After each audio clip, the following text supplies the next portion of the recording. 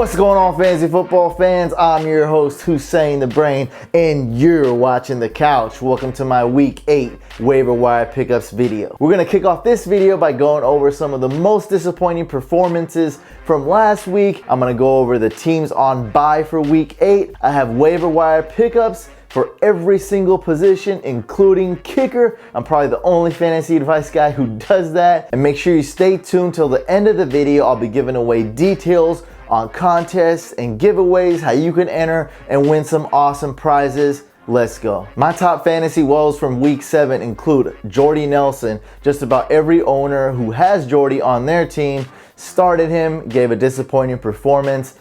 Allen Robinson, this guy's basically been a bust this whole year, and he just played the Raiders. If you can't trust Allen Robinson against the Raiders, you basically can't trust him against any team.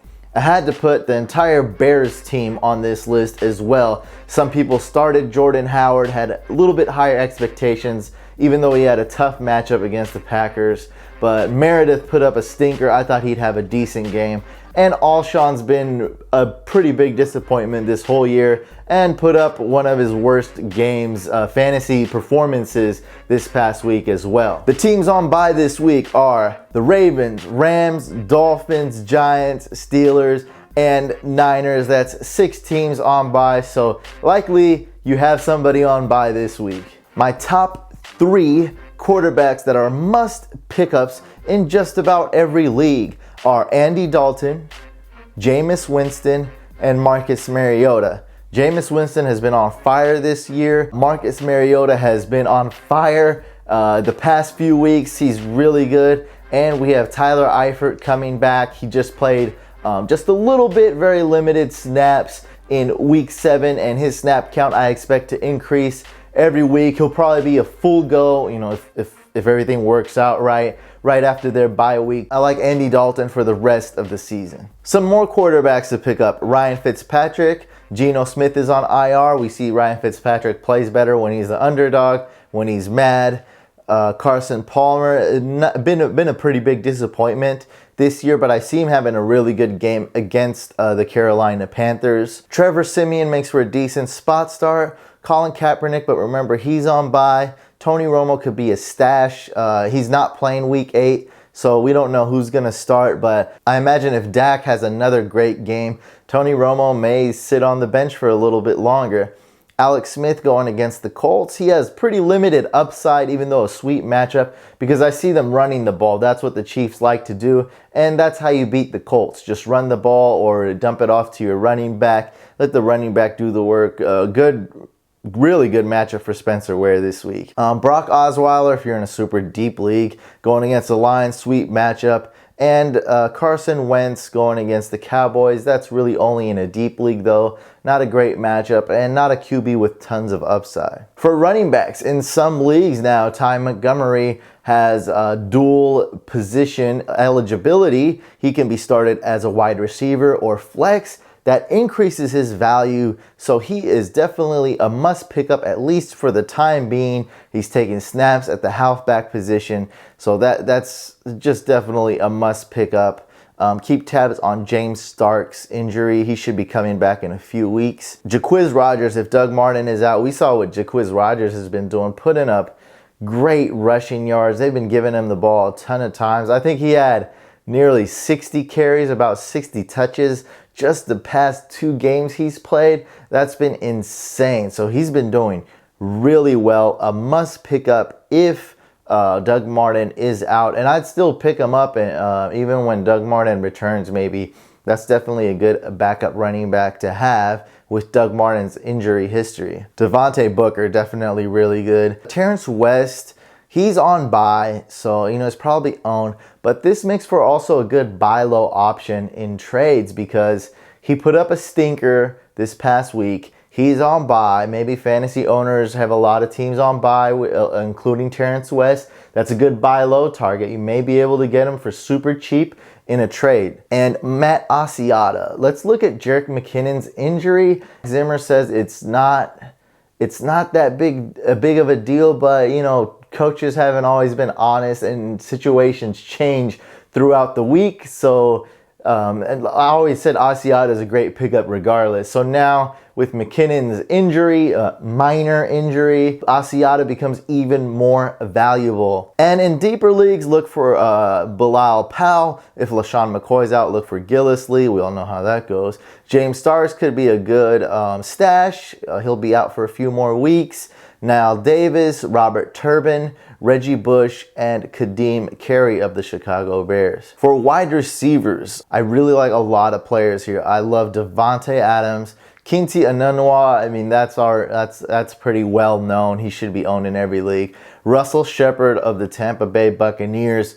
I really like this guy. Probably the most excited wide receiver waiver pickup I have on this list. A little bit of a sleeper. That's why, you know, he's not as popular as Adams or Anunwa. So that's why I'm really excited about Russell Shepard and seeing what he can do. I was really excited about Brian Quick, but not anymore. I'm way over that. I think Russell Shepard could be that diamond in the rough, that waiver wire gem, that super sleeper on the waivers is definitely worth a flyer pickup if you have enough room on your bench. I also like Brandon LaFell a lot of the Cincinnati Bengals. Chris Hogan, don't forget about him just because he's been whacked the past couple of weeks, guys. Jermaine Kearse, I always talked about this guy, and it's because he's not good, but it's because everybody was drafting Tyler Lockett in the 6th round. Horrible pick. So I always said, like, Jermaine Kearse, is he really that much worse than Lockett? And we see now they're putting up similar numbers. So Lockett, he's worth a 5th or 6th round pick in drafts, in fantasy drafts. If you guys get fantasy points for return yardage. If not, he wasn't really worth it. That's why I got Jermaine Kearse on this list. And Quan Bolden, not a guy with tons of upside, but a reliable guy. I always compared him to kind of like a tight end, that type of veteran receiver. So he usually, he won't put up a ton of points, may not have any games with 100+ yards, but he's very reliable, and he's been getting some red zone targets this year. Cordero Patterson, man, this guy is back into fantasy relevance, has been doing good the past 3 weeks. Wow. I don't have him ranked high because the Vikings love to spread the ball. You don't really know what they're doing. Diggs should be healthy now, so they'll be looking to Diggs. They'll be looking to their other receivers. Rudolph's always involved, Asiata, everything. But Cordell Patterson, you can't overlook him in fantasy. I'd say he's a must pick up in 14-man or 16-man leagues. In 12-man leagues, maybe not worth the pickup, but depends on your team. And I like J.J. Nelson. This might be a slight sleeper here. So we saw John Brown. He did not play this past week. And Jerron Brown has a torn ACL. He's out for the remainder of the year, guys. So J.J. Nelson, super sleeper pickup, and should be owned in, I'd say, 14-man leagues or deeper. And it could definitely be owned in a 12-man league if you're desperate for a wide receiver, or you need a spot start because of bye weeks. That's another guy I'm a little bit excited about there, guys. J.J. Nelson. And in deeper leagues, we have Marquise Lee of the Jacksonville Jaguars and Tyreek Hill, kind of like a scat back, a short wide receiver, really athletic, really quick, but not too tall. So he'll be, putting up good numbers every now and then, be really inconsistent, but a guy I definitely had to mention here. Had a good game against the Steelers, so I definitely got to put him in here. For tight ends, not a lot of great ones, but there are some that can really help you out. Of course, we have Jack Doyle again on this list. If Dwayne Allen is out again, Dwayne Allen has been hurt a lot. Cameron Brate did not have a good week 7. I'm not too discouraged though. I still think he should be owned in most leagues. I see him having a pretty good year the remainder of the season. Gary Barnidge, I have him on this list. Charles Clay, of course, Vernon Davis. If Jordan Reed is out, and this guy's had a lot of concussions, so we really don't know. Could Jordan Reed be back this week? May he miss a few weeks? We really don't know. And Vernon Davis has been playing extremely well for a backup tight end. So you got to put him on this list. CJ Fedorowicz, I think I said it right that time. Great matchup against the Lions. Then we have Jacob Tamme or Eric Ebron, who's awesome, but he's been hurt pretty bad, so keep tabs on his injury. and Richard Rodgers of the Green Bay Packers, but only in deep leagues. For defenses to stream, I like the Jets, the Titans. The Chargers are okay, a little bit risky. So I really like the Jets and Titans as the top 2 defenses to stream this week. I also want to put a sleeper defense, the Cowboys going against the Eagles. The Eagles don't put up a ton of points usually. The Cowboys face the Browns, then they face the Steelers with, I don't expect Roethlisberger to play that game, but keep tabs on that. So I'd like them as like a sleeper D that in deep leagues, you might be able to start them for the next 3 weeks if you really need a defense. And for super deep leagues, we're talking 16-man, more like 20-man leagues. These are real flyers here. It's quite a stretch, but I got the Raiders going against the Bucks, and the Saints play the Seahawks. They don't put up a ton of points. Then they play the Niners, not a good team. Then they play the Broncos, not too much of an explosive defense. Now the Saints D is like one of the worst in the league. Like, I'm not gonna sugarcoat it, but if you're in a 20-man league or deeper and there's no defenses, I just want to throw those names out there, the Raiders and the Saints, as some flyer pickups, some high risk pickups, because there may be no defenses available if you're in a 20-man league or deeper. And what you've all been waiting for, the kickers. So Brandon McManus is my favorite kicker. Josh Lambo, I love him as well, but not so much this week, more of a long-term pickup. You can definitely start him this week. No need to drop him if there's not great options for kickers out there. Maybe you don't even want to use a waiver priority. I would not use a waiver priority on a kicker if I had someone like Lambo.